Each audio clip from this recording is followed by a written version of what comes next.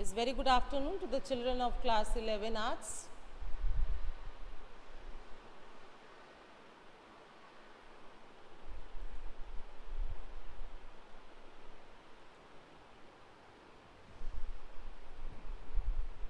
কে আছে বৃষ্টি is there, Kunal, রিদ্ধা, Sanjeevani, Sreetama আর আমি মেঘনা আছে, হ্যাঁ মেঘনা আছে, 7 জন আছে।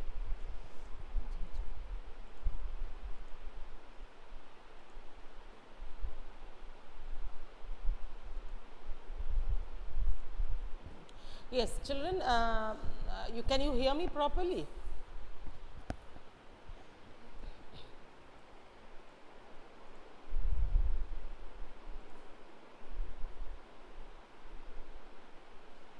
Okay, thank you very much. Now, I was doing with this chapter, local self-government, that is local governments, and I told you that day India is a federation. When I have started this chapter, I have told you that India is a federation, and being a federation, India has actually two sets of government. One is the central government and the other is the state government. And under the state government, in every state you will find that there is another set of government which is known to be the local government, or it is also known as the local self government.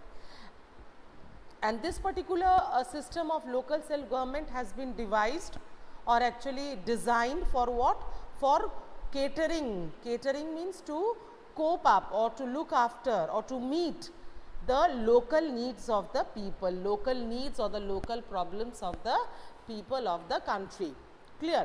And as I have told you that the system of local self government is not new in India. It existed since ancient times. If you go towards, if you see the administrative pattern of, you are studying history, you know that if you see the administrative patterns of Chandragupta Maurya, Samudragupta, Ashoka, Bindusara and others, the Chola dynasty, whatever dynasties you have, not only that, even the Muslims, those who have come to India, all the Muslim dynasties also, if you go through them, you will find that there was a system of dividing the administration amongst the local bodies, so that the local problems of the people can be easily looked after. And this system in India, it suffered a setback for a period of 200 years, and that was mainly due to the British rule in India. As I have told you that when the British came to India for a period of 200 years, for that particular time, the system of local self-government in India, it received a setback because the Britishers were not ready to share any part of authority or autonomy with any of the I'll say that with any Indian or any Indian institution or group. They wanted to keep the whole in their own hands. But after the Britishers went away, when India became a sovereign state, that means when India became an independent state, the system of local self-government was once again restructured in India. It made a comeback, but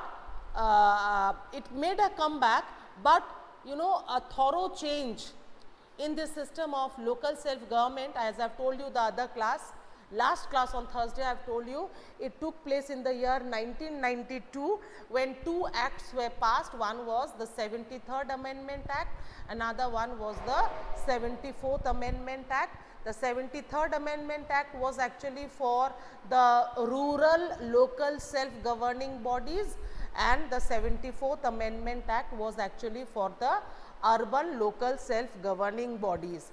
Now, after this act was passed, you will find that the organization of the local self-government was made much more systematic, or I will tell you that it was made much more organized and more of powers were given to them. More of powers were given to them.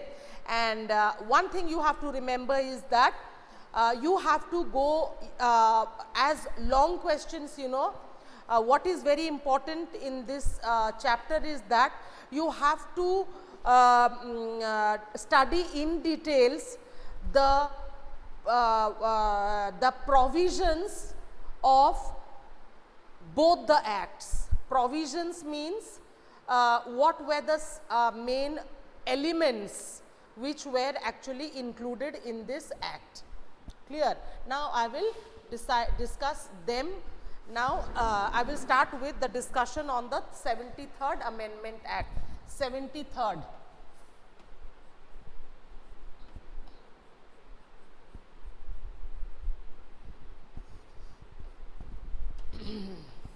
As I have told you that the 73rd Amendment Act was actually for what? For the rural local self-governing bodies. So, first of all, what did this 73rd Amendment Act provided?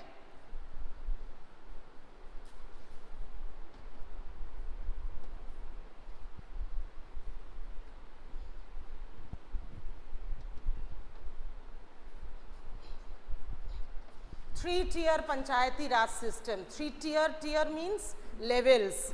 I have shown this the other day. First will be the Gram Panchayats, followed by the Panchayat Samiti, and then you have the Zilla Parishad.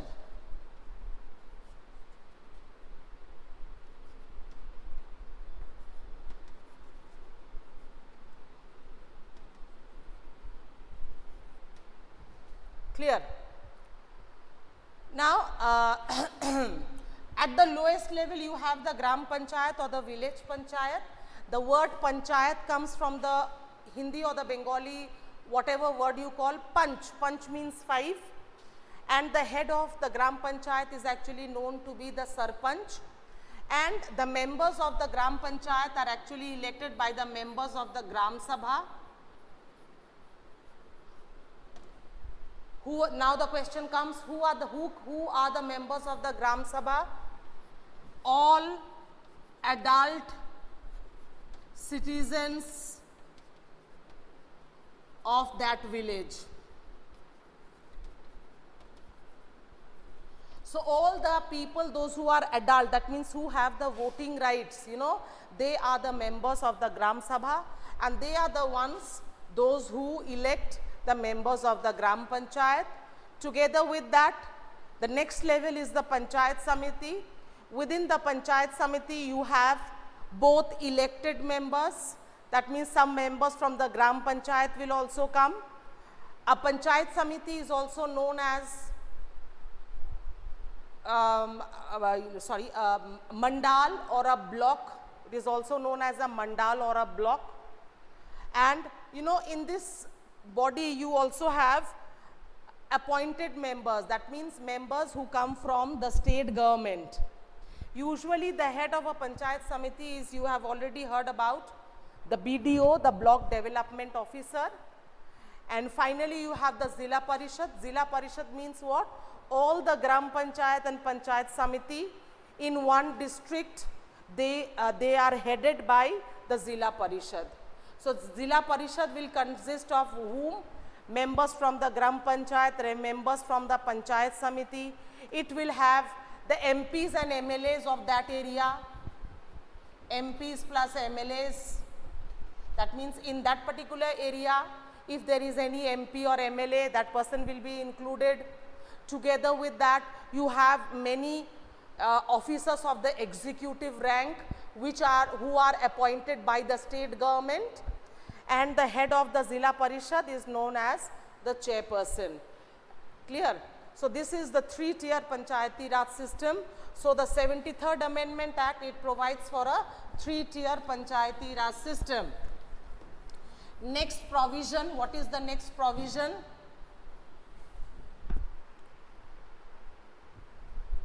Elections. You see the next provision, just now I have told you that the Panchayati Raj system is a three-tier Panchayati Raj system. That means it is having 3 layers: Gram Panchayat, Panchayat Samiti and the Zilla Parishad. Now it has been mentioned that whether it is an election to the Gram Panchayat, whether it is an election to the Zilla Panchayat Samiti, or whether it is an election to the Zilla Parishad, you know, all the elections must be held in a democratic manner. Democratic manner means how? One independent election commission must be appointed. Whether it is elections to the Gram Panchayat, that doesn't matter at all. But in order to make it thoroughly democratic in nature, you know, one independent election commission, which it will be coming from the state, that state government must be set up to held elections to all the levels, whether it is to the Panchayat, Zila Panchayat, Gram Panchayat, whether it is to the Panchayat Samiti, or whether it is elections to the Zilla Parishad. It must be held in a democratic manner. As I have told you that an independent election commission must be appointed who will take up the entire responsibility of conducting the elections. Now, what is the third provision? Third provision is that reservations. You know, in the panchayat bodies, whether it is the Gram Panchayat, whether it is the Panchayat Samiti, or whether it is the Zilla Parishad, you know, seats must be kept reserved for members of ST, SC, OBCs and women. There must be seats reserved. As you have heard that for women, you know, 1/3 of the seats are kept reserved. At times, if you have ever seen the Zilla Parishad of Burdwan, it is just opposite to the Sanskriti Lokomoncho, Sanskriti Lokomoncho. If you see in the, just opposite to it is the Zilla Parishad office. You know, the head of that Zilla Parishad, I told you, is the chairperson. Now, that seat is also, at times it is declared by the election commissioner that that for the next election, the head of the chairperson, the seat of the chairperson must be kept reserved either for SC or ST or women or a OBC or general. It is decided from time to time, which means that what I wanted to say is that there must be provision for reservation of seats in the Panchayati Raj bodies. All the Panchayati Raj bodies, there must be seats kept for the minority groups or the backward groups. Now, after this I will tell you about fourth one is State Election Commission. Just now what I have told you, that for every level election, whether it is at the Gram Panchayat level, whether it is at the level of Panchayat Samiti, whether it is at the level of the Zilla Parishad, all the elections must be taking place through an independent election commission. Why? To make the election thoroughly democratic, thoroughly free, thoroughly fair, so that there should be no unfair practices in between, to keep the whole matter completely transparent. Next is State Finance Commission. One finance commission must be appointed. And what will be the function of the finance commission? This finance commission, you know, it will keep a record of all the income and expenditure of the panchayati bodies. What was the income, what was the expenditure, how much fund was given by the state government, how much is used, how much is left. All the record will be made by this finance commission and it will be submitted to the state government from time to time. Clear? That for this reason, one state finance commission must be appointed. Together with that, you know, one planning commission must also be there. What will be the work of the planning commission? The main work of the planning commission will be to take up developmental programs or projects, developmental plans and projects for the villages in the upcoming years. So, these are the 6. Now, the 7th point I will tell you, Now, these are the 6 points which are parts of the 73rd Amendment. Now, here you see why I have left this last to make you understand. 7th one, transfer of subjects.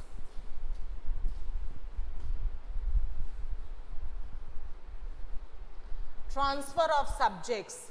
Now, you know, as I have told you before that India is a federation. India has two sets of government. Clear? India has 2 sets of government, and under the state government you have the local self-government. Why I was mentioning this again and again? Why? You see, because I have found that in many books, you know, something wrong has been given. They say that India has 3 sets of government. No, absolutely not. India has 2 sets of government, and under the state government you have the local self-government. Why? I will tell you now. You know, transfer of subject, what does this mean?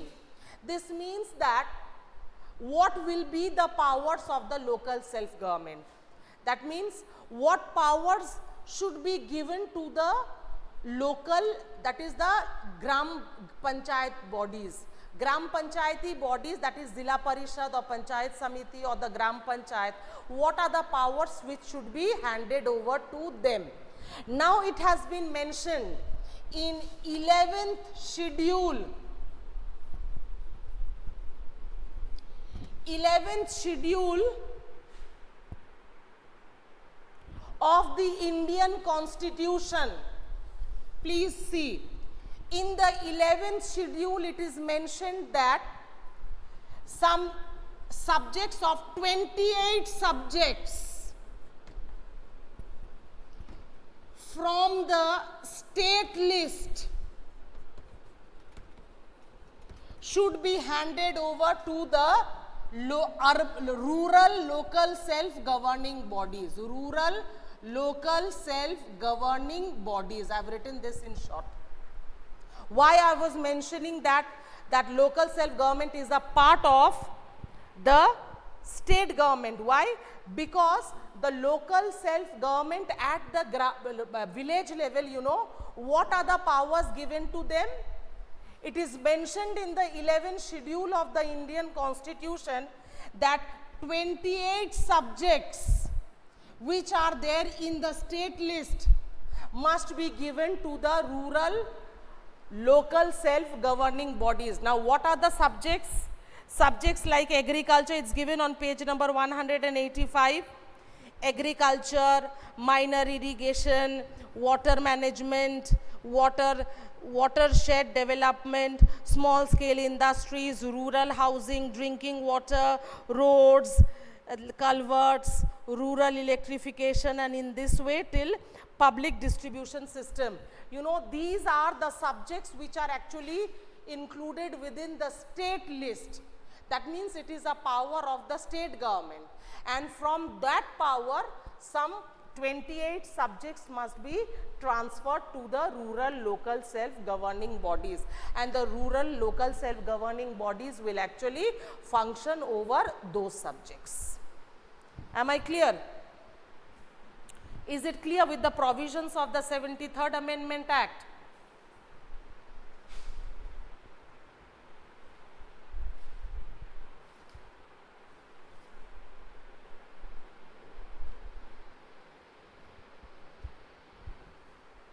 Okay. Now here you see a small difference between 73rd Amendment Act and 74th Amendment Act. Both the acts, you know, provisions are the same. 74th. So what does the 74th Amendment Act is for? The urban local self-governing bodies. Clear? Here, as you found that there should be a 3-tier Panchayati Raj system for 73rd Amendment Act. That means Gram Panchayat, Panchayat Samiti and Zilla Parishads. And here what is it written? For big cities like metropolitan cities, you should have municipal corporations. As for example, in Kolkata you have, Mumbai you have, Bangalore you have, Chennai you have, Delhi you have municipal corporation. And for small cities and towns, you should have municipalities. You should have municipalities, or they are known as municipal corporations. Clear? Otherwise, all the other topics are the same, like elections by an independent election commission, which will be appointed by the state government. Their reservation seats should be kept reserved for members, as I have told you. Then you should have a finance commission, state election commission, and planning commission. And last of all comes transfer of subjects. These are the two things which are different. Otherwise, all the other points are the same. Now, what will be the powers of the urban local self-governing bodies? So, it was for the 73rd Amendment Act, I told you, it was in the 11th schedule, and here it will be in the 12th schedule. 12th schedule, 19 subjects. 19 subjects from the state list must be given to the urban local self-governing bodies. This is the difference. Otherwise, both the Amendment Acts are completely the same. One difference is the structure. Here you are having, for big cities you have municipal corporations, and for small cities and towns you have municipalities or municipal councils, as you have for Bird 1. And another one is transfer of subject. That means what are the powers they should have, and what is it is mentioned that in the 12th schedule of the Indian Constitution, 19 subjects from the state list must be given to the urban local self-governing bodies. These are the two differences between the 73rd and the 74th Amendment Act. Otherwise, both the Amendment Acts are the same. Clear? And these are the parts which you have to study in this chapter. Both the Amendment Acts are important, and tomorrow I will give you the questions from this chapter. Is it okay? Any problems, dear? Ma'am, is there wrong English? Will be any final exam? I don't know, dear. Cannot say that. Cannot say that. That will be decided by the board. We are also helpless before nature. When nature is going to take away this pandemic situation, I don't know. If regular classes come upon, then everything will be normal. Hope so. Okay, tomorrow I will give you the questions from this chapter, and after this only one chapter will be left from this book, that is Constitution as the Living Document. Thank you very much.